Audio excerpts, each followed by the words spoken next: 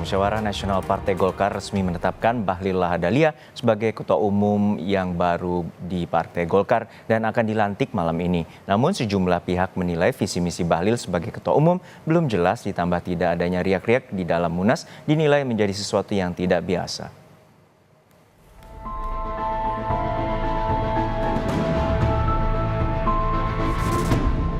Rapat pimpinan nasional yang dilanjutkan dengan Musyawarah Nasional Partai Golkar sepanjang Selasa kemarin resmi menetapkan Bahlil Lahadalia jadi Ketua Umum yang baru menggantikan Erlangga Hartarto.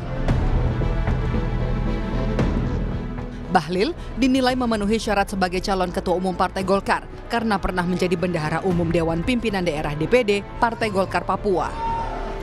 Agus Gumiwang Kartasasmita yang sebelumnya menjabat PLT Ketua Umum Partai Golkar menyebut Bahlil sebagai kader terbaik Partai Golkar. Agus juga mengucapkan terima kasih kepada Erlangga Hartarto atas apresiasi Golkar di Pileg 2024.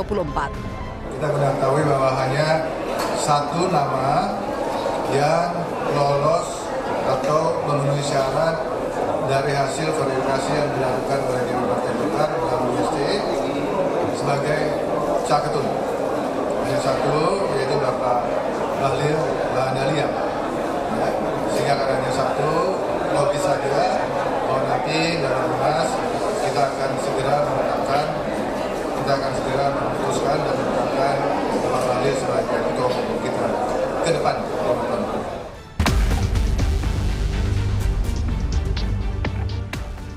Arah partai beringin di tangan Bahlil dinilai peneliti politik dari ISEAS, Made Supriyatna masih belum dipaparkan secara jelas. Made mempertanyakan dinamika dan tarik-menarik kepentingan politik yang tidak terlihat di depan layar. Tidak adanya riak-riak dan diskusi sepanjang proses penetapan Bahlil, menurut Made, jadi sesuatu yang rumit. Sebenarnya untuk saya itu tidak ada sesuatu yang baru. Yang akan mengejutkan bagi saya adalah bagaimana nanti. Dan sebagai seorang pengamat saya excited melihat di balik semua hal prosedural yang dikatakan Pak Nurdin Halid yang saya hormati itu, tetapi untuk sebagai pengamat jadi kering sekali kalau tidak ada dinamika apa sebenarnya yang berada di balik layar, apa sebenarnya tarik menarik kepentingan. Ini yang sebenarnya ingin saya lihat dan saya sampaikan tadi itu yang proses secara yang tidak prosedural yang di balik layar yang saya tangkap, dan karena saya juga mengetahui dan mendapatkan beberapa informasi dari luar ya agak rumit gitu, dan saya excited melihat bagaimana ini ke depannya gitu ya. Oke. Usai menetapkan Bahlil jadi Ketua Umum, Munas Partai Golkar akan ditutup hari ini. Presiden Joko Widodo dan Presiden terpilih Prabowo Subianto direncanakan akan hadir. Golkar juga memastikan mengundang mantan Ketua Umum Partai Golkar Erlangga Hartarto hingga Wakil Presiden ke-10 dan 12 Republik Indonesia yang juga senior Partai Golkar Yusuf Kala. Tim Liputan, Kompas TV. Hari ini Partai Golkar kembali melanjutkan agenda Musyawarah Nasional. Sejumlah agenda akan dibahas termasuk memilih dan menetapkan Ketua Umum Partai Golkar.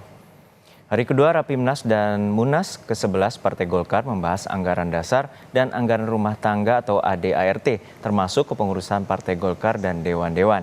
Selain itu, pemilihan dan penetapan Ketua Umum turut digelar hari ini. Ketua Umum terpilih Bahlil Lahadalia akan memaparkan visi misinya sebelum resmi ditetapkan menjadi Ketua Umum. Nah, setelah pemilihan ditetapkan, katakan calonnya siapa. Baru setelah itu kita akan pembahasan tentang mendengarkan visi misi. Ya, setelah itu setuju, oke, ditetapkan dan disahkan. Ya, setelah itu nanti kita membentuk formatur. Formatur itu maksudnya kan baru ketua umum nih yang terpilih. Nah, kemudian ke bawahnya gimana? Nanti ada kesepakatan. Apakah perlu ketua harian? Kemudian berapa waketum, berapa jumlahnya, itu formatur nanti kerja. Sudah ada jurnalis Kompas TV Renata Panggalo yang bersiap dari lokasi Munas ke-11 Partai Golkar untuk menyampaikan informasi terkini dari proses Munas di hari kedua. Renata, selain penetapan Ketua Umum baru yang telah menjadi sorotan, dan seperti apa kemungkinan adanya perubahan ADART dari Partai Golkar?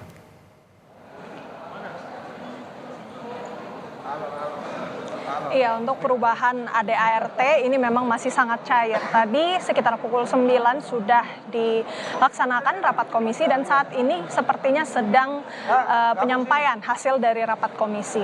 Jadi memang rapat komisi ini membahas soal ADART dan juga tentu yang paling sangat disorot ini adalah terkait dengan kepengurusan dan siapa saja yang nantinya akan mengisi kursi dewan. Terkait dengan hal tersebut memang ini masih akan dibicarakan. Tentu untuk jumlah pengurus dari ADART yang sebelumnya ini paling sedikit 187 pengurus. Kalau kita bandingkan dengan periode sebelumnya, di periode Airlangga Hartarto ini ada sebanyak 202 pengurus.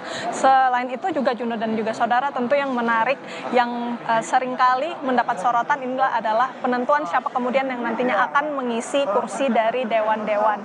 Nah, untuk di periode Airlangga sendiri ini ada 5 dewan, ada Dewan Kehormatan, Dewan Pembina, Dewan Penasehat, Dewan Pakar, dan Dewan Etik.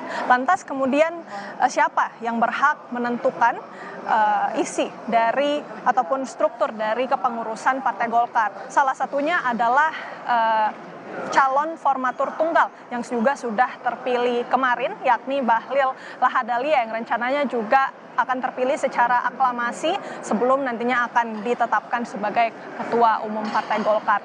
Memang kalau berdasarkan hasil yang sudah dipungut suaranya kemarin, begitu Juno dan juga saudara, Bahlil Lahadalia ini meraih 468 surat dukungan atau 83% dari total 558 pemilik suara. Kalau berdasarkan ADART ini juga sudah bisa mendapatkan kursi Ketua Umum Partai Golkar. Dan juga untuk tadi saya sempat membahas terkait dengan dewan-dewan ini juga menjadi andil dari Bahlil Lahadalia yang untuk kemudian bagaimana menentukan siapa yang berhak mengisi kursi tersebut. Kalau isu yang berkembang saat ini memang ada opsi Presiden Joko Widodo ini akan terpilih menjadi salah satu dewan yang dipilih oleh Bahlil Lahadalia. Tetapi tentu ini masih merupakan spekulasi, tetapi Juno dan juga saudara yang bisa saya pastikan adalah memang Bahlil Lahadalia ini punya andil untuk memilih dewan-dewannya siapa nanti. Jadi masih kita pantau bagaimana jalannya Rapimnas dan Munas ke-11 Partai Golkar. Tadi juga sudah tiba di lokasi Bahlil Lahadalia selaku calon tunggal Ketua Umum Partai Golkar sedang mendengarkan rapat paripurna di dalam. Juno. Ya, Renata, untuk sore nanti merupakan prosesi penutupan. Lalu siapa saja yang telah dikonfirmasikan hadir dalam penutupan Munas Partai Golkar?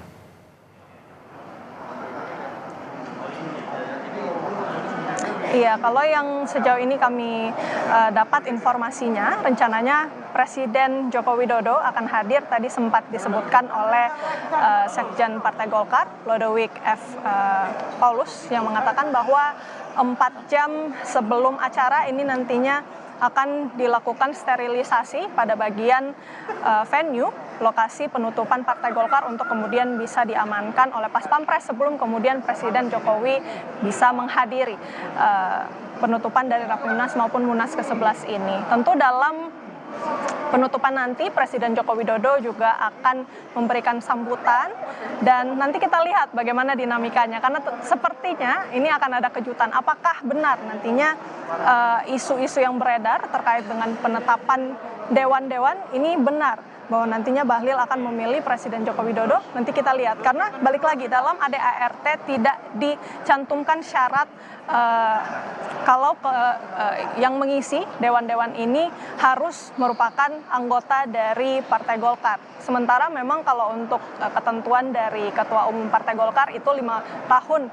minimal menjalani masa menjadi anggota begitu ya. Kemudian untuk dewan ini tidak ada. Jadi dibebaskan pihak eksternal siapapun bisa menjadi atau mengisi kursi dewan. Jadi kita nantikan apakah nanti malam hari akan ada kejutan.